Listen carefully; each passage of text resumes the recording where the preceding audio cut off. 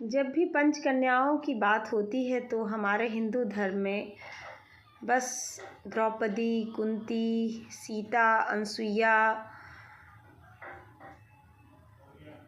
और माँ तारा, इन सब नामों की जो है प्रशंसा की जाती है। इन सब स्त्रियों की जो प्रतिष्ठा है हमारे सनातन धर्म में, वो पुरजोर तरीके से हर सनातनी को जो है प्रभावित करती है और उनको नमन भी करती है। नमन करना भी चाहिए। माता सीता हूँ, मीरा हूँ, राधा हूँ, ये सब उत्कृष्ट व्यक्तित्व की महिलाएं थीं। इनकी ज्ञान की पराकाष्ठा और इनकी विद्वता, इनकी धार्मिक जो प्रवृत्ति थी, जो धर्मशीला थी, परायण थी, ईश्वर के प्रति समर्पित थी और साहसी भी थी, स्वाभिमानी भी थी। शब्दों का कोई जोड़ तोड़ नहीं किया जा सकता है। इन स्त्रियों के साथ वो देवी थी, पूजनीय थी। और यत्र नार्यस्तु पूज्यन्ते तत्र रमन्ते देवता, वो जो है गौतम ऋषि की पत्नी अहिल्या, इन सब को जब श्री राम ने कहा कि प्रतिव्रता नारी हैं ये सब, तो सबसे पहला नाम पता है श्री राम ने किसका लिया है? और वाल्मीकि पुराण में, हमारे धर्म शास्त्रों में 2 स्त्री और है जिनका नाम श्री राम ने खुद ही कहा है कि विश्व में इनके समान कोई प्रतिव्रता नारी नहीं है। और वो नारी श्री राम ने बताया है कि सुलोचना जो महिला है वो मेघनाद की पत्नी है, रावण की पुत्रवधू है। और सुलोचना के बारे में इतनी बृहद जानकारी है। एक ऐसी सशक्त महिला, एक ऐसी धर्मशीला और प्रतिव्रता नारी जिनके सामने में जो है वो अतुलनीय है। मतलब मेरा ये है कि मैं तुलना नहीं कर सकती। उर्मिला लक्ष्मण की पत्नी, वो भी बहुत पतिव्रता थी, लेकिन सुलोचना को शास्त्रों ने इतना पीछे क्यों रखा?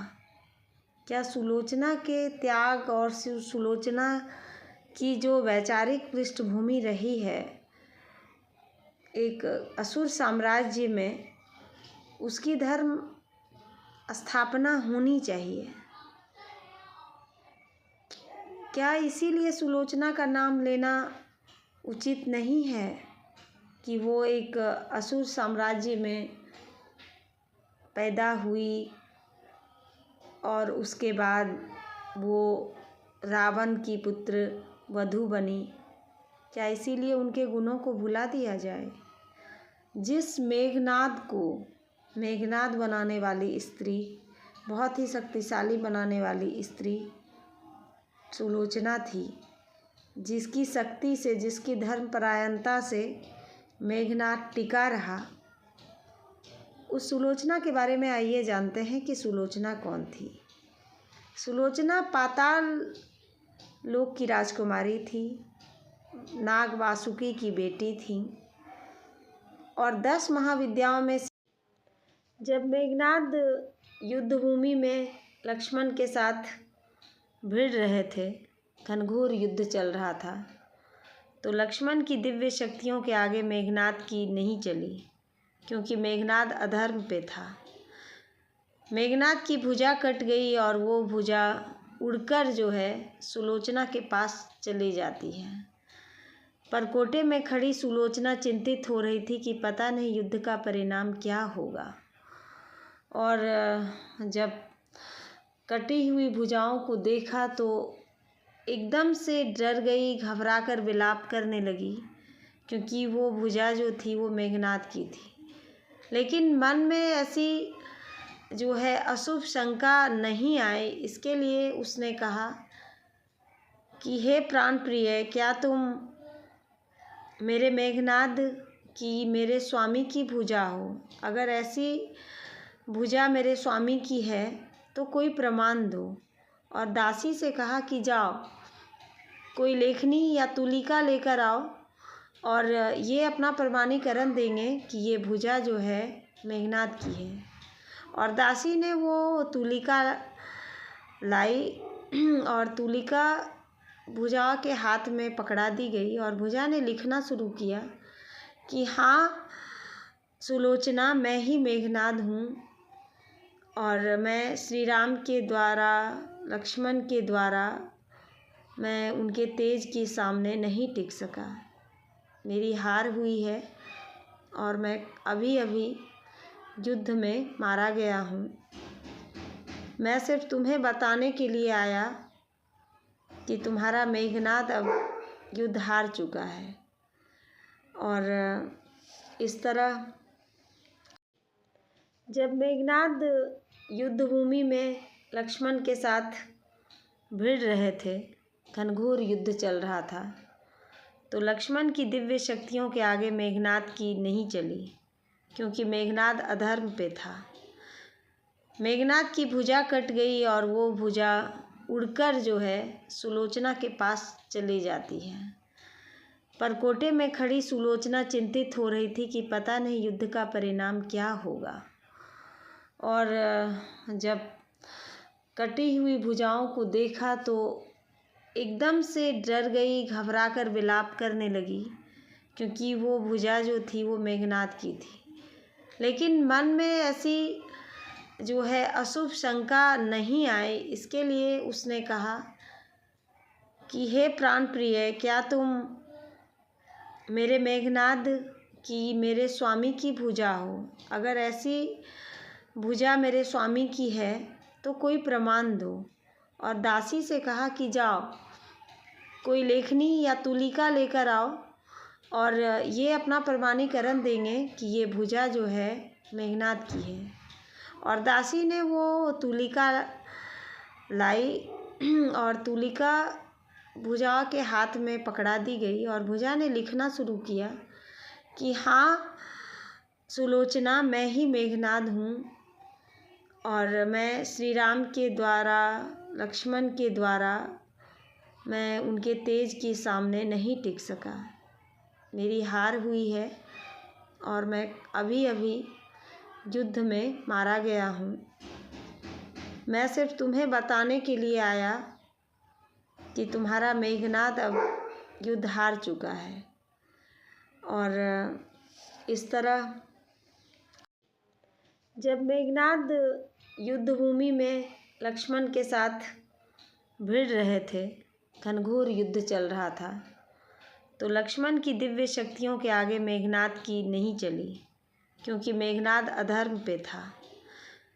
मेघनाद की भुजा कट गई और वो भुजा उड़कर जो है सुलोचना के पास चली जाती है। परकोटे में खड़ी सुलोचना चिंतित हो रही थी कि पता नहीं युद्ध का परिणाम क्या होगा।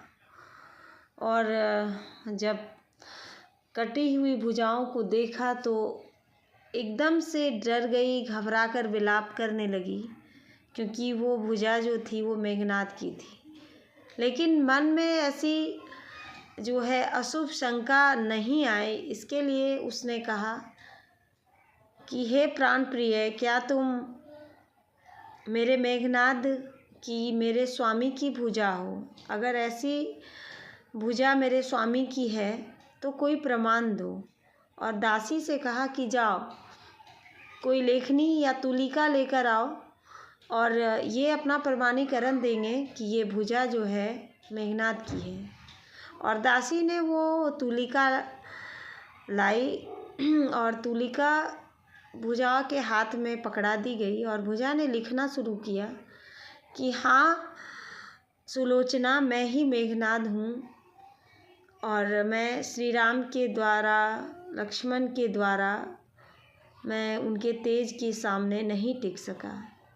मेरी हार हुई है और मैं अभी अभी युद्ध में मारा गया हूँ। मैं सिर्फ तुम्हें बताने के लिए आया कि तुम्हारा मेघनाद अब युद्ध हार चुका है। और इस तरह मेघनाद ने ये भी बताया लिखकर कि मेरा मस्तक जो है वो श्री राम के गोद में है, उनके शिविर में है। और फिर भुजा ने लिखना बंद कर दिया। यह देखकर सुलोचना जो है बहुत विलाप करने लगी और उनके इस रुदन को सुनकर रावण आ पहुँचे। रावण के क्रोध का ठिकाना ना था। पुत्र की वो अवस्था देखकर, वो भुजा देखकर वो भी थोड़ी देर के लिए अहंकार मुक्त होकर रो पड़े। और तब जाकर सुलोचना को कहा कि बेटी तुम जाओ। और सुलोचना ही वो नारी है कि राम के शिविर में जा सकती है और मेघनाद का मस्तक ला सकती है, उसका अंतिम संस्कार तो हो सके। सुलोचना ने कहा मैं ही क्यों? तो रावण ने कहा कि तुम नहीं जानती हो शायद, राम जो है वो मर्यादा पुरुषोत्तम है और नारी का सम्मान करना सकल सृष्टि में उनके जैसा मर्यादित आचरण वाला दूसरा कोई नहीं है। वो हर स्त्री में एक माँ की छाया को देखते हैं और तुम जाओगी तो शायद मेघनाद का मस्तक तुम्हें वो आसानी से दे दे। तुम जाओ। राम पुरुषों में श्रेष्ठ है। मेघनाद जैसे वीर को लक्ष्मण ने हरा दिया तो ये उसकी दिव्यता और उसकी दिव्य शक्ति को नमन करने का मेघनाद ने ये भी बताया लिखकर कि मेरा मस्तक जो है वो श्री राम के गोद में है, उनके शिविर में है। और फिर भुजा ने लिखना बंद कर दिया। यह देखकर सुलोचना जो है बहुत विलाप करने लगी और उनके इस रुदन को सुनकर रावण आ पहुँचे। रावण के क्रोध का ठिकाना ना था। पुत्र की वो अवस्था देखकर, वो भुजा देखकर वो भी थोड़ी देर के लिए अहंकार मुक्त होकर रो पड़े। और तब जाकर सुलोचना को कहा कि बेटी तुम जाओ। और सुलोचना ही वो नारी है कि राम के शिविर में जा सकती है और मेघनाद का मस्तक ला सकती है, उसका अंतिम संस्कार तो हो सके। सुलोचना ने कहा मैं ही क्यों?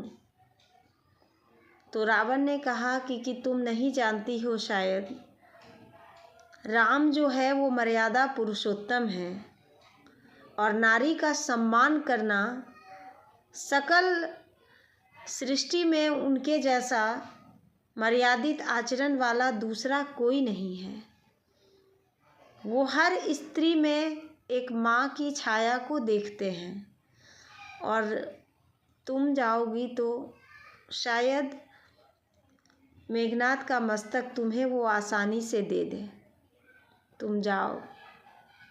राम पुरुषों में श्रेष्ठ है।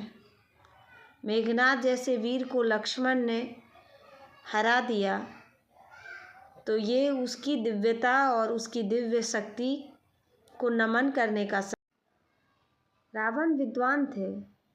वो जानते थे कि रावण में कितने गुण हैं। अहंकार में आकर रावण ने अपना विनाश किया। और सुलोचना भी जानती थी कि मेघनाद जो है अधर्म का साथ दे रहे थे और इस कारण पराजय हुई।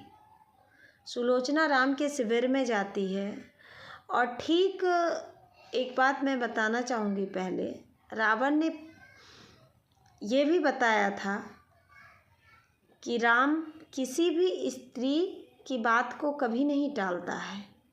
सुलोचना जाती है और जा ही रही होती है। उधर लक्ष्मण ने पूछा राम से, जब लक्ष्मण जा रहे थे युद्ध करने के लिए मेघनाद से, तो युद्ध में जाने से पहले रावण के बारे में और मेघनाद के बारे में ये भी कहा था श्री राम प्रभु ने कि लक्ष्मण, युद्ध करोगे तो एक बात का हमेशा ध्यान रखना कि मेघनाद का मस्तक जमीन पे ना गिर पाए। अगर मेघनाद का मस्तक भूमि पर गिर जाता है तो इस युद्ध का कोई फ़ायदा नहीं है, हमारा सारा पुण्य नष्ट हो जाएगा। मेघनाद का मस्तक भूमि पे नहीं गिरना चाहिए, क्योंकि मेघनाद की पत्नी जो है सुलोचना है और वो इतनी धर्मशीला स्त्री है, शायद माँ शक्ति की साक्षात कृपा है उन पर। उसका सम्मान करना और मेघनाद का मस्तक मेरे गोद में आके रख देना।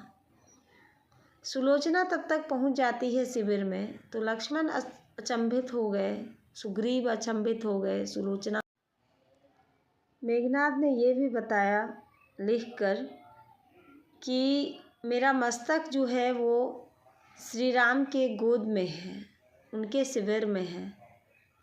और फिर भुजा ने लिखना बंद कर दिया। यह देखकर सुलोचना जो है बहुत विलाप करने लगी और उनके इस रुदन को सुनकर रावण आ पहुँचे। रावण के क्रोध का ठिकाना न था।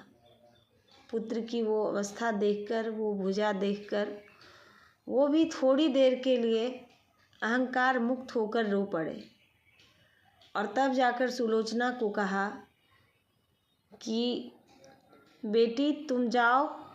और सुलोचना ही वो नारी है कि राम के शिविर में जा सकती है और मेघनाद का मस्तक ला सकती है, उसका अंतिम संस्कार तो हो सके। सुलोचना ने कहा, मैं ही क्यों? तो रावण ने कहा कि तुम नहीं जानती हो शायद, राम जो है वो मर्यादा पुरुषोत्तम है और नारी का सम्मान करना सकल सृष्टि में उनके जैसा मर्यादित आचरण वाला दूसरा कोई नहीं है। वो हर स्त्री में एक माँ की छाया को देखते हैं और तुम जाओगी तो शायद मेघनाद का मस्तक तुम्हें वो आसानी से दे दे। तुम जाओ। राम पुरुषों में श्रेष्ठ है। मेघनाद जैसे वीर को लक्ष्मण ने हरा दिया तो ये उसकी दिव्यता और उसकी दिव्य शक्ति को नमन करने का रावण विद्वान थे। वो जानते थे कि रावण में कितने गुण हैं। अहंकार में आकर रावण ने अपना विनाश किया। और सुलोचना भी जानती थी कि मेघनाद जो है अधर्म का साथ दे रहे थे और इस कारण पराजय हुई। सुलोचना राम के शिविर में जाती है और ठीक एक बात मैं बताना चाहूँगी। पहले रावण ने ये भी बताया था कि राम किसी भी स्त्री की बात को कभी नहीं टालता है। सुलोचना जाती है और जा ही रही होती है, उधर लक्ष्मण ने पूछा राम से, जब लक्ष्मण जा रहे थे युद्ध करने के लिए मेघनाद से, तो युद्ध में जाने से पहले रावण के बारे में और मेघनाद के बारे में ये भी कहा था श्री राम प्रभु ने कि लक्ष्मण, युद्ध करोगे तो एक बात का हमेशा ध्यान रखना कि मेघनाद का मस्तक जमीन पे ना गिर पाए। अगर मेघनाद का मस्तक भूमि पर गिर जाता है तो इस युद्ध का कोई फ़ायदा नहीं है, हमारा सारा पुण्य नष्ट हो जाएगा। मेघनाद का मस्तक भूमि पे नहीं गिरना चाहिए, क्योंकि मेघनाद की पत्नी जो है सुलोचना है और वो इतनी धर्मशीला स्त्री है, शायद माँ शक्ति की साक्षात कृपा है उन पर। उसका सम्मान करना और मेघनाद का मस्तक मेरे गोद में आके रख देना। सुलोचना तब तक पहुंच जाती है शिविर में तो लक्ष्मण अचंभित हो गए, सुग्रीव अचंभित हो गए। सुलोचना रावण विद्वान थे। वो जानते थे कि रावण में कितने गुण हैं। अहंकार में आकर रावण ने अपना विनाश किया। और सुलोचना भी जानती थी कि मेघनाद जो है अधर्म का साथ दे रहे थे और इस कारण पराजय हुई। सुलोचना राम के शिविर में जाती है और ठीक एक बात मैं बताना चाहूँगी। पहले रावण ने ये भी बताया था कि राम किसी भी स्त्री की बात को कभी नहीं टालता है। सुलोचना जाती है और जा ही रही होती है। उधर लक्ष्मण ने पूछा राम से, जब लक्ष्मण जा रहे थे युद्ध करने के लिए मेघनाद से, तो युद्ध में जाने से पहले रावण के बारे में और मेघनाद के बारे में ये भी कहा था श्री राम प्रभु ने कि लक्ष्मण युद्ध करोगे तो एक बात का हमेशा ध्यान रखना कि मेघनाद का मस्तक जमीन पे ना गिर पाए।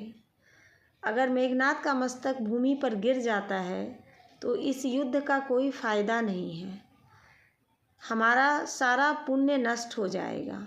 मेघनाद का मस्तक भूमि पे नहीं गिरना चाहिए, क्योंकि मेघनाद की पत्नी जो है सुलोचना है और वो इतनी धर्मशीला स्त्री है।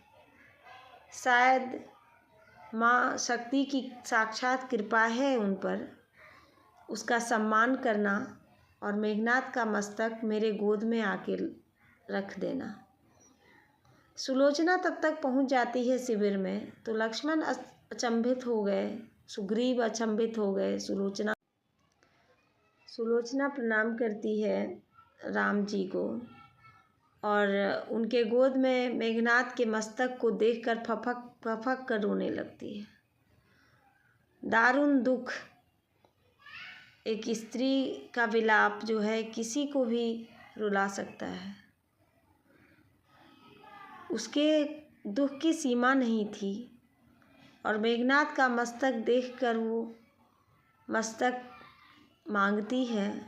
राम कहती है ठहरो बहन,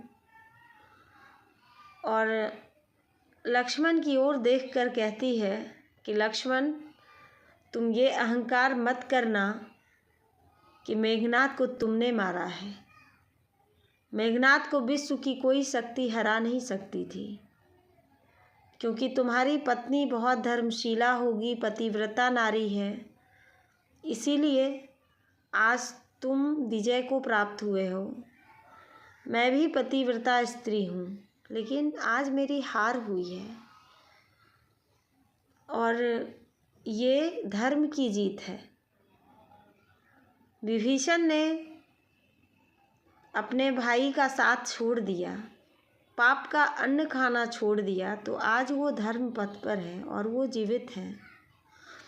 और मेरे पति ने अपने पिता के अधर्म का साथ दिया, अधर्म का अन्न खाया, जिसके कारण कि आज ये दुर्दशा हुई है।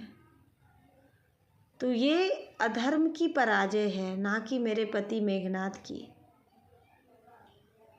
और सुग्रीव ने बीच में ही टोक कर कहा कि तुम्हें कैसे मालूम हुआ सुलोचना कि मेघनाद का मस्तक राम के। रावण विद्वान थे। वो जानते थे कि रावण में कितने गुण हैं। अहंकार में आकर रावण ने अपना विनाश किया। और सुलोचना भी जानती थी कि मेघनाद जो है अधर्म का साथ दे रहे थे और इस कारण पराजय हुई। सुलोचना राम के शिविर में जाती है और ठीक एक बात मैं बताना चाहूँगी। पहले रावण ने ये भी बताया था कि राम किसी भी स्त्री की बात को कभी नहीं टालता है। सुलोचना जाती है और जा ही रही होती है। उधर लक्ष्मण ने पूछा राम से, जब लक्ष्मण जा रहे थे युद्ध करने के लिए मेघनाद से, तो युद्ध में जाने से पहले रावण के बारे में और मेघनाद के बारे में ये भी कहा था श्री राम प्रभु ने कि लक्ष्मण, युद्ध करोगे तो एक बात का हमेशा ध्यान रखना कि मेघनाद का मस्तक जमीन पे ना गिर पाए। अगर मेघनाद का मस्तक भूमि पर गिर जाता है तो इस युद्ध का कोई फ़ायदा नहीं है, हमारा सारा पुण्य नष्ट हो जाएगा। मेघनाद का मस्तक भूमि पे नहीं गिरना चाहिए, क्योंकि मेघनाद की पत्नी जो है सुलोचना है और वो इतनी धर्मशीला स्त्री है, शायद माँ शक्ति की साक्षात कृपा है उन पर। उसका सम्मान करना और मेघनाद का मस्तक मेरे गोद में आके रख देना। सुलोचना तब तक पहुंच जाती है शिविर में तो लक्ष्मण अचंभित हो गए, सुग्रीव अचंभित हो गए। सुलोचना, रावण विद्वान थे, वो जानते थे कि रावण में कितने गुण हैं। रावण में अहंकार में आकर रावण ने अपना विनाश किया। अहंकार में आकर और सुलोचना भी जानती थी कि मेघनाद जो है अधर्म का साथ सुलोचना भी जानती थी कि मेघनाद जो है अधर्म का साथ दे रहे थे। सुलोचना राम के शिविर में जाती है और ठीक सुलोचना राम के शिविर में जाती है। बताना चाहूँगी पहले, और ठीक रावण ने एक बात मैं बताना चाहूँगी, ये भी बताया था रावण ने कि राम ये भी बताया था स्त्री की बात को कभी नहीं टालता है, किसी भी स्त्री सुलोचना की बात को कभी नहीं टालता है। सुलोचना जाती है, जा ही रही होती है और उधर जा ही रही लक्ष्मण ने पूछा राम से, जब लक्ष्मण जा रहे थे, लक्ष्मण ने पूछा राम से जब लक्ष्मण जा रहे थे युद्ध करने, युद्ध में जाने से पहले राम मेघनाद से तो के बारे में जाने से पहले राम के बारे में ये भी कहा था के बारे में और मेघनाद के बारे में युद्ध करोगे तो एक बात का हमेशा ध्यान रखना कि लक्ष्मण युद्ध करोगे तो एक बात का हमेशा ध्यान रखना कि मेघनाद का मस्तक जमीन पे ना गिर जाता है तो अगर मेघनाद का मस्तक भूमि पर गिर जाता है तो हमारा सारा फायदा नष्ट हो जाएगा। मेघनाद हमारा सारा पुण्य नष्ट हो जाएगा। भूमि पे नहीं गिरना चाहिए, क्योंकि मेघनाद की पत्नी जो है नहीं गिरना चाहिए, क्योंकि मेघनाद इतनी धर्मशीला पत्नी जो है सुलोचना है और वो इतनी धर्मशीला स्त्री है, शक्ति की साक्षात कृपा है उन पर। माँ शक्ति का सम्मान करना कृपा है और मेघनाद का मस्तक मेरे गोद में सम्मान करना रख और मेघनाद का मस्तक मेरे गोद में। सुलोचना तब तक पहुंच जाती है शिविर में तो लक्ष्मण सुलोचना तब तक पहुंच जाती है शिविर में अचंभित हो गए। लक्ष्मण अचंभित हो गए, सुग्रीव अचंभित हो गए। को सुनकर सुलोचना ने बताया कि मुझे तो मेरे स्वामी की भुजाओं ने लिखकर बताया, जो आकाश मार्ग से होकर मेरे परकोटे में आया था, कि उनका मस्तक जो है श्री राम प्रभु के गोद में है। यह सुनकर सुग्रीव ने अट्टहास किया और मजाक उड़ाते हुए कहा कि वो अब भुजाएं भी बात करने लगी। इसका मतलब तो है कि अब लाशें भी बोलेंगी, ये मेघनाद का मस्तक भी बोलेगा। श्री राम ने सुग्रीव से कहा कि सुग्रीव शांत हो जाइए, मौन हो जाइए। आपको पता नहीं है कि आप किस स्त्री के सामने में खड़े हैं। इस देवी में इतनी शक्ति है कि सब संभव है। एक पतिव्रता स्त्री जहाँ होती हैं वहाँ कुछ भी हो सकता है, मस्तक भी बोलेगा। और यह सुनकर मेघनाद के मस्तक ने ठहाके लगाए। सुग्रीव शांत हो गए और उस वक्त सुलोचना ने ये पूछा कि स्वामी, मैं अब अपने जीवन का क्या करूं? मैं भी सती हो जाना चाहती हूं। मेरे जीने का कोई सबब नहीं है अगर आप नहीं हैं तो। और उस समय सती प्रथा की परंपरा थी, चाहे वो असुर कुल की कन्या हो या देवताओं का कुल हो। जो धर्मशीला कन्या और स्त्री रत्न होती थी असुर समाज में भी, तो वो सती हो जाया करती थी। और मेघनाद का मस्तक ले जाके उनका दाह संस्कार करके सुलोचना भी सती हो गई।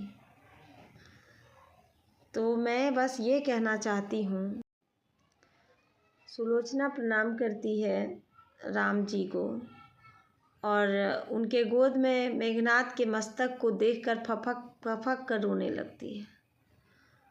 दारुण दुख, एक स्त्री का विलाप जो है किसी को भी रुला सकता है।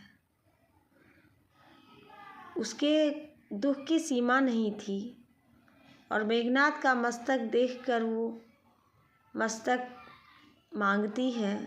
राम कहती है ठहरो बहन, और लक्ष्मण की ओर देखकर कहती है कि लक्ष्मण, तुम ये अहंकार मत करना कि मेघनाद को तुमने मारा है। मेघनाद को विश्व की कोई शक्ति हरा नहीं सकती थी, क्योंकि तुम्हारी पत्नी बहुत धर्मशीला होगी, पतिव्रता नारी है। इसीलिए आज तुम विजय को प्राप्त हुए हो। मैं भी पतिव्रता स्त्री हूँ, लेकिन आज मेरी हार हुई है और ये धर्म की जीत है। विभीषण ने अपने भाई का साथ छोड़ दिया, पाप का अन्न खाना छोड़ दिया, तो आज वो धर्म पथ पर है और वो जीवित हैं। और मेरे पति ने अपने पिता के अधर्म का साथ दिया, अधर्म का अन्न खाया, जिसके कारण कि आज ये दुर्दशा हुई है। तो ये अधर्म की पराजय है, ना कि मेरे पति मेघनाद की। और सुग्रीव ने बीच में ही टोक कर कहा कि तुम्हें कैसे मालूम हुआ सुलोचना कि मेघनाद का मस्तक राम के। ये वीडियो बनाने का मेरा मकसद बस इतना है कि आज हर पुरुष राम नहीं हो सकता और हर स्त्री सुलोचना, उर्मिला और माँ सीता भी नहीं हो सकती है। और ये भी मकसद है बताने का कि जो भी कहते हैं ना कि परिवार में एकजुटता हो, परिवार सब एक साथ रहे, संयुक्त परिवार रहे, तो कोई उसे तोड़ नहीं सकता, लेकिन ये गलत है। अधर्म जहाँ हो ना, तो वहाँ परिवार की एकजुटता भी काम नहीं करती है। इसीलिए अलग हो जाने में फ़ायदा है। विभीषण भी अगर अधर्म का साथ देता रहता, अपने भाई का साथ देता रहता, तो विभीषण भी मारा जाता। अधर्म की कभी भी जीत नहीं होती है। अधर्म अधर्म ही होता है और धर्म पे रहना ही जीवन का लक्ष्य होना चाहिए। जाना तो सबको है, पर कर्मा के लेख तो अच्छे बना के जाएं हम। धन्यवाद। जय श्री कृष्ण। राधे राधे। सुलोचना प्रणाम करती है राम जी को और उनके गोद में मेघनाद के मस्तक को देखकर फफक कर रोने लगती है। दारुण दुख, एक स्त्री का विलाप जो है किसी को भी रुला सकता है। उसके दुख की सीमा नहीं थी और मेघनाद का मस्तक देखकर वो मस्तक मांगती है। राम कहती है ठहरो बहन, और लक्ष्मण की ओर देखकर कहती है कि लक्ष्मण, तुम ये अहंकार मत करना कि मेघनाद को तुमने मारा है। मेघनाद को विश्व की कोई शक्ति हरा नहीं सकती थी, क्योंकि तुम्हारी पत्नी बहुत धर्मशीला होगी, पतिव्रता नारी है। इसीलिए आज तुम विजय को प्राप्त हुए हो। मैं भी पतिव्रता स्त्री हूँ, लेकिन आज मेरी हार हुई है और ये धर्म की जीत है। विभीषण ने अपने भाई का साथ छोड़ दिया, पाप का अन्न खाना छोड़ दिया, तो आज वो धर्म पथ पर है और वो जीवित हैं। और मेरे पति ने अपने पिता के अधर्म का साथ दिया, अधर्म का अन्न खाया, जिसके कारण कि आज ये दुर्दशा हुई है। तो ये अधर्म की पराजय है, ना कि मेरे पति मेघनाद की। और सुग्रीव ने बीच में ही टोक कर कहा कि तुम्हें कैसे मालूम हुआ सुलोचना कि मेघनाद का मस्तक राम के। सुलोचना प्रणाम करती है राम जी को और उनके गोद में मेघनाद के मस्तक को देखकर फफक फफक कर रोने लगती है। दारुण दुख, एक स्त्री का विलाप जो है किसी को भी रुला सकता है।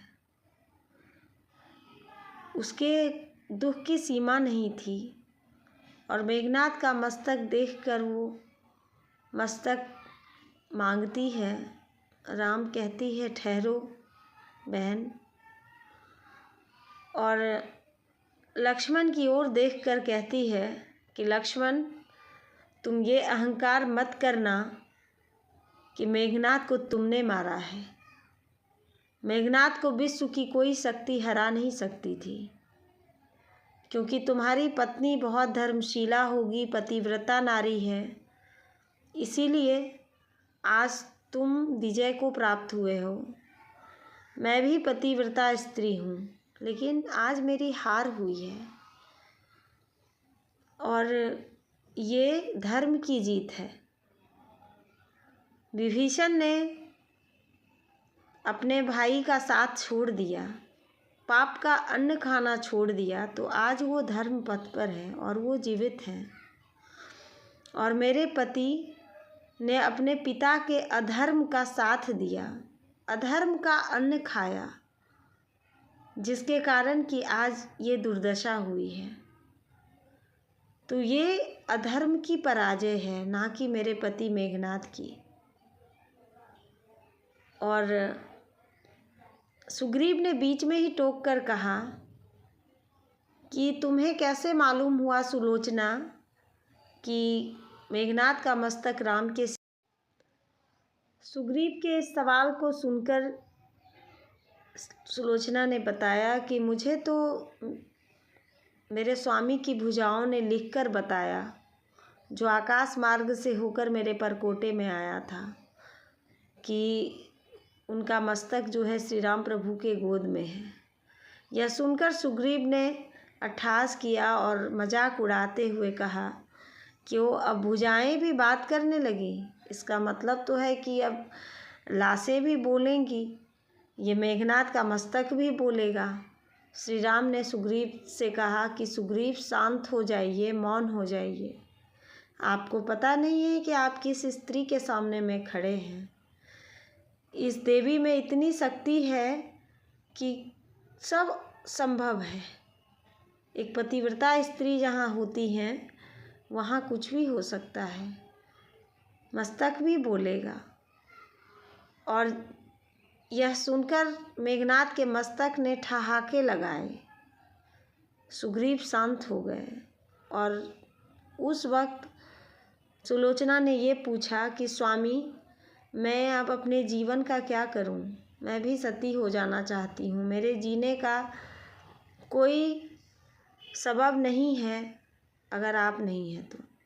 और उस समय सती प्रथा की परंपरा थी, चाहे वो असुर कुल की कन्या हो या देवताओं का कुल हो। जो धर्मशीला कन्या और स्त्री रत्न होती थी असुर समाज में भी, तो वो सती हो जाया करती थी। और मेघनाद का मस्तक ले जाके उनका दाह संस्कार करके सुलोचना भी सती हो गई। तो मैं बस ये कहना चाहती हूँ, सुग्रीव के इस सवाल को सुनकर सुलोचना ने बताया कि मुझे तो मेरे स्वामी की भुजाओं ने लिखकर बताया, जो आकाश मार्ग से होकर मेरे परकोटे में आया था, कि उनका मस्तक जो है श्री राम प्रभु के गोद में है। यह सुनकर सुग्रीव ने अट्टहास किया और मजाक उड़ाते हुए कहा कि वो अब भुजाएं भी बात करने लगी। इसका मतलब तो है कि अब लाशें भी बोलेंगी, ये मेघनाद का मस्तक भी बोलेगा। श्री राम ने सुग्रीव से कहा कि सुग्रीव शांत हो जाइए, मौन हो जाइए। आपको पता नहीं है कि आप किस स्त्री के सामने में खड़े हैं। इस देवी में इतनी शक्ति है कि सब संभव है। एक पतिव्रता स्त्री जहाँ होती हैं वहाँ कुछ भी हो सकता है। मस्तक भी बोलेगा। और यह सुनकर मेघनाद के मस्तक ने ठहाके लगाए। सुग्रीव शांत हो गए और उस वक्त सुलोचना ने ये पूछा कि स्वामी, मैं अब अपने जीवन का क्या करूं?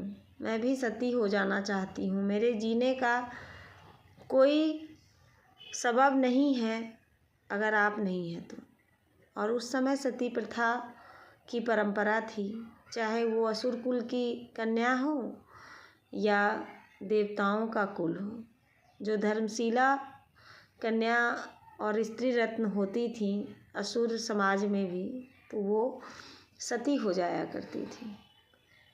और मेघनाद का मस्तक ले जाके उनका दाह संस्कार करके सुलोचना भी सती हो गई। तो मैं बस ये कहना चाहती हूँ, सुग्रीव के इस सवाल को सुनकर सुलोचना ने बताया कि मुझे तो मेरे स्वामी की भुजाओं ने लिखकर बताया, जो आकाश मार्ग से होकर मेरे परकोटे में आया था, कि उनका मस्तक जो है श्री राम प्रभु के गोद में है। यह सुनकर सुग्रीव ने अट्टहास किया और मजाक उड़ाते हुए कहा कि वो अब भुजाएं भी बात करने लगी।